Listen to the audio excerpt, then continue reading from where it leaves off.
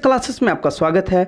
1992 से लेकर 2020 तक बिहार में जितने भी एग्ज़ाम हुए उसमें टोटल 12,000 प्रश्न बनते हैं, जिसका आज हम लोग पार्ट 49 और 4581 से आगे तक के प्रश्न को देखेंगे। इससे पहले प्रश्न को देखना है तो आप लोग क्या कीजिए, डिस्क्रिप्शन में प्लेलिस्ट का लिंक है, जाइए और उन वीडियोस को 1 बाय 1 करके देख लीजिए। पीडीएफ के लिए टेलीग्राम चैनल ज्वाइन कर लीजिए, वहाँ पे क्यूज़ भी होता है, तो जाके उन दोनों चीज़ों के लिए टेलीग्राम चैनल ज्वाइन कीजिए। डिस्क्रिप्शन में लिंक है, क्लिक कीजिए, खोलिए और देखिए, आपको मिल जाएगा सब चीज़। यह सीरीज रोज रात 8 बजे आता है, संडे को नहीं आता है, ठीक है।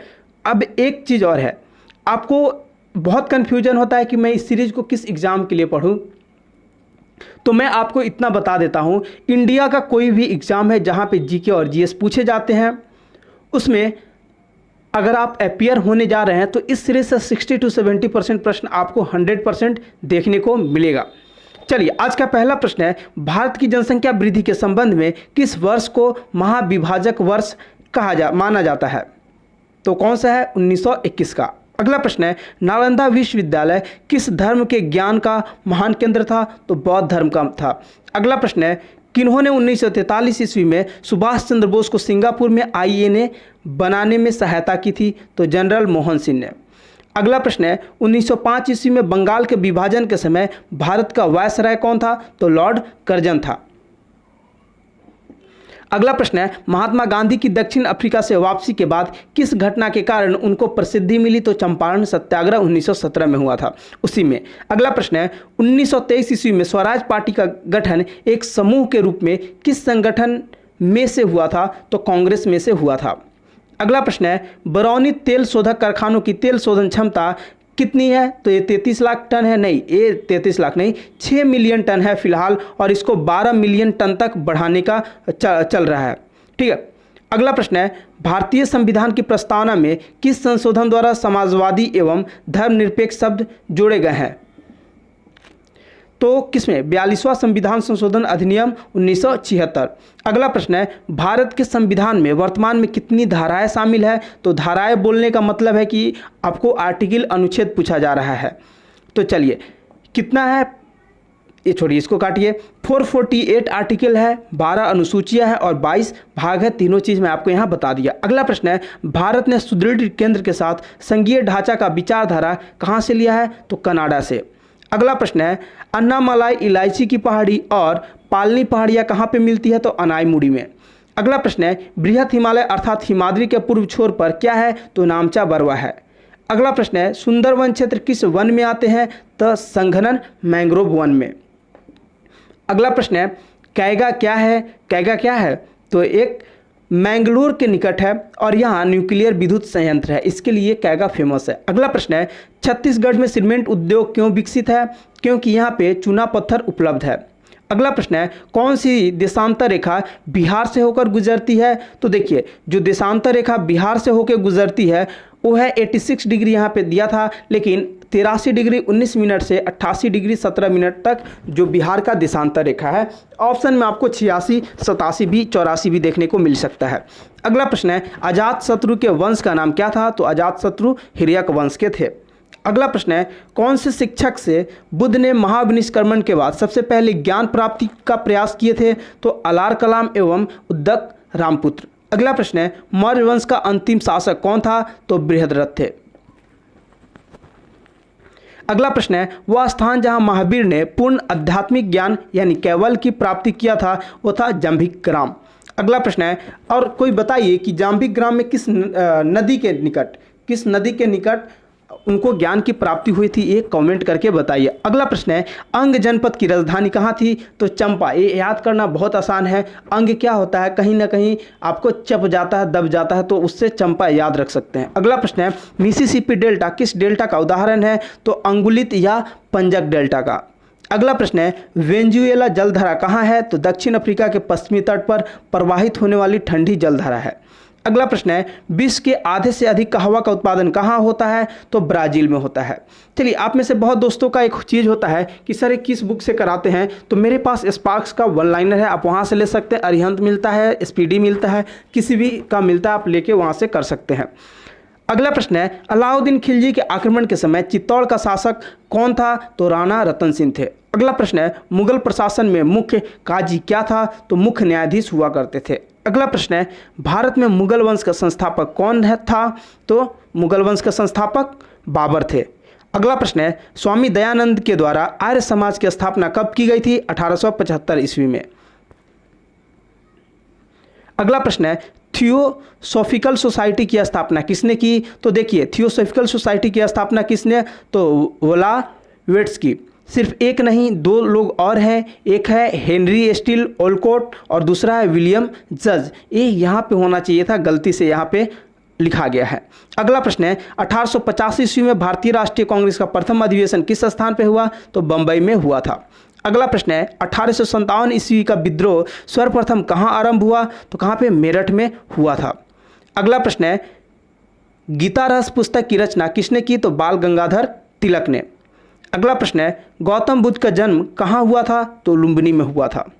अगला प्रश्न है, बिहार के प्रसिद्ध नृत्य क्या है? तो बिहार की प्रसिद्ध नृत्य विदेशिया है। अगला प्रश्न है, डॉक्टर राजेंद्र प्रसाद को भारत रत्न कब मिला था? तो 1962 ईस्वी में मिला था। अगला प्रश्न है, कांग्रेस सोशलिस्ट पार्टी का प्रथम अधिवेशन 1934 ईस्वी में कहाँ पे हुआ था? तो पटना में हुआ था।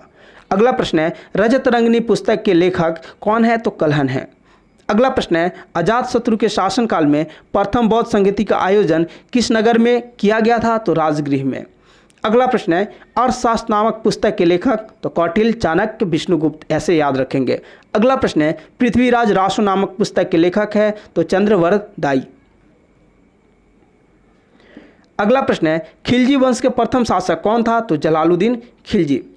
अगला प्रश्न है, विश्व विरासत दिवस कब मनाया जाता है? तो 5 में नहीं, 18 अप्रैल को मनाया जाता है। अगला प्रश्न है, विश्व में प्रथम महिला बिशप कौन बनी? तो रेमेरी एडिलियर। अगला प्रश्न है, 1976 ईस्वी में कांग्रेस फॉर डेमोक्रेसी नामक एक राजनीतिक दल की स्थापना किनके द्वारा की गई? तो जगजीवन राम के द्वारा ये किया गया था। अगला प्रश्न है, मुस्लिम लीग का प्रत्यक्ष कार्य दिवस की घोषणा के द्वारा बिहार में पूर्ण हड़ताल कब हुई? तो 16 अगस्त 1946 को। अगला प्रश्न है, जयप्रकाश नारायण ने अपनी जनसेवा के लिए मैग्सेसे अवार्ड कब प्राप्त किया? तो 1965 ईस्वी में। अगला प्रश्न है, भारत के संविधान का प्रस्तावना में किसको पहले मुख्य रूप से सम्मिलित किया गया नहीं किया गया था? तो समाजवाद, धर्मनिरपेक्ष। अगला प्रश्न है, the wings of fire an autobiography किसने लिखा है? तो एपीजे अब्दुल कलाम के द्वारा लिखा गया है। अगला प्रश्न है, कौन से देश में लगभग द्विदलीय पद्धति है? तो बांग्लादेश तो आपको दिख ही रहा है। और साथ में और कौन से देश है? मैंने इसके पहले भी 10 से 12 बार कराया है, उसको जरूर कमेंट कीजिए। अगला प्रश्न है, भारत में बॉक्साइट के मुख्य आयातकर्ता के रूप में किस देश ने इटली का स्थान लिया है? तो यूक्रेन ने। अगला प्रश्न है, वैद्युत ऊर्जा किसके द्वारा पैदा की जा सकती है? तो यूरेनियम से। अगला प्रश्न है, किस पदार्थ को एक अन्य पदार्थ के साथ गर्म करने से अम्ल बनता है? तो सोडियम क्लोराइड। अगला प्रश्न है, उपग्रह का उपयोग किस लिए किया जाता है? तो टेलीविजन के लिए। अगला प्रश्न है, 1947 ईस्वी में भारतीय राष्ट्रीय कांग्रेस के अध्यक्ष कौन थे? तो जेबी कृपलानी थे। अगला प्रश्न है, किस इकाई का मूल्य कागजी स्वर्ण के रूप में जाना जाता है? तो एसडीआर। अगला प्रश्न है, राजकोषीय घाटा की नई परिभाषा का सुझाव किस समिति के द्वारा दिया गया था? तो चैलिया समिति के द्वारा दिया गया था। अगला प्रश्न है, नरसिम्हा कमेटी ने वैधानिक तरलता अनुपात को किस सीमा तक घटाकर लाने का सुझाव दिया था? तो 25% तक। अगला प्रश्न है, जल में बांध का उपयोग किस लिए किया जाता है? तो कृषि के लिए। अगला प्रश्न है, 12मासी नदियों में जल कहाँ से आता है? तो बर्फ के पिघलने से। अगला प्रश्न है, विद्युत बैटरी किससे बनता है? तो जास्ता से। अगला प्रश्न है, यूरेनियम से क्या बनता है? तो यूरेनियम से बिजली बनता है। अगला प्रश्न है, हीरा किसका अपरूप है? तो कार्बन का अपरूप है। अगला प्रश्न है, ये क्वेश्चन भी गलत था और इसका ऑप्शन भी गलत था। अगला प्रश्न है, स्टीम इंजन कैसे चलाया जाता है? तो उष्मा से चलाया जाता है। अगला प्रश्न है, वातानुकूलित यंत्र में किस कारण ठंडक होती है? तो गैस के दबाने एवं मुक्त करने से। अगला प्रश्न है, ट्यूबलाइट से प्रकाश किस पर निर्भर करता है? तो ट्यूब के ठोस धातु यानी प्रतिदीप्त पर। अगला प्रश्न है, अपने उद्गम स्थलों में गंगा नदी किस नाम से जानी जाती है? तो अलकनंदा। अगला प्रश्न है, कौन सी परियोजना राउरकेला स्टील प्लांट को बिजली प्रदान करती है? तो हीराकुंड बांध परियोजना। अगला प्रश्न है खगोलीय एकक क्या है? तो पृथ्वी एवं सूर्य के मध्य दूरी। अगला प्रश्न है पृथ्वी के केंद्र पर अत्यधिक तापमान के बावजूद भी आंतरिक कोर पिघलती हुई अवस्था में क्यों नहीं होती है? क्योंकि केंद्र पर अति दाब चट्टानों के गलन बिंदुओं को बढ़ा देता है। अगला प्रश्न है कानपुर में 1857 की क्रांति का नेता कौन था? तो कानपुर में नाना साहब। अगला प्रश्न है ह्वेनसांग ने भारत भ्रमण किसके शासनकाल में किया था? तो हर्षवर्धन के। अगला प्रश्न है स्वतंत्रता की पहली लड़ाई कहाँ लड़ी गई? तो मेरठ में। अगला प्रश्न है एशिया के देशों में किस देश का सर्वप्रथम औद्योगिकरण हुआ? तो जापान का। अगला प्रश्न है गरीबी हटाओ का नारा किस भूतपूर्व प्रधानमंत्री ने दिया था? तो इंदिरा गांधी ने। अगला प्रश्न है एक दूसरे के साथ सापेक्ष महाद्वीपीय को संचलन के तथ्य को प्रतिपादित करने वाला सबसे बड़ा सिद्धांत कौन सा है? तो महाद्वीपीय विस्थापन सिद्धांत। अगला प्रश्न है कौन सा देश सफ़ेद हाथियों की भूमि के नाम से जाना जाता है? तो थाईलैंड। अगला प्रश्न है भारत एवं अफगानिस्तान के मध्य सीमा रेखा कौन सा है? तो डुरंड रेखा। अगला प्रश्न है राजस्थान में स्थित पर्वतीय स्थल माउंट आबू किस लिए प्रसिद्ध है? तो जैन मंदिरों के लिए। अगला प्रश्न है रेलवे की यात्री डिब्बे कहाँ निर्मित होते हैं? तो पेराम्बूर में। अगला प्रश्न है औद्योगिक नीति प्रस्ताव 1956 में किस क्षेत्र में जोर दिया गया था? तो सार्वजनिक क्षेत्र में महत्व पर। अगला प्रश्न है मुद्रा और वित्त रिपोर्ट कब प्रकाशित होती है? तो वर्ष भर। अगला प्रश्न है भारत में आर्थिक विकास किस रूप में बाधित रहा? तो खराब अवस्थापना सुविधाओं के कारण। अगला प्रश्न है केंद्रीय सरकार को अधिकतम राजस्व की प्राप्ति कहाँ से होती है? तो उत्पाद शुल्क से। अगला प्रश्न है बुद्ध चरित्र के लेखक कौन है? तो अश्वघोष है।